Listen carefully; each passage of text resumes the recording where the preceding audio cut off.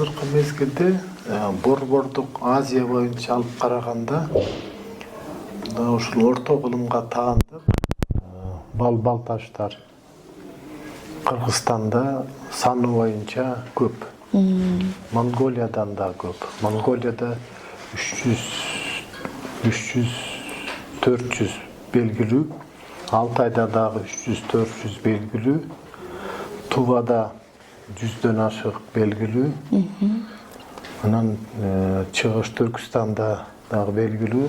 Анан Казакстандагы Кыпчак мезгилине таандык балбалдарды эсептебегенде Кыргызстанда көп.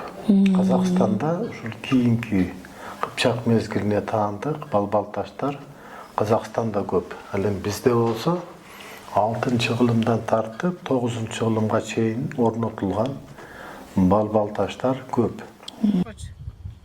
Аташ. Саташ mı? İyi canım. Жүр.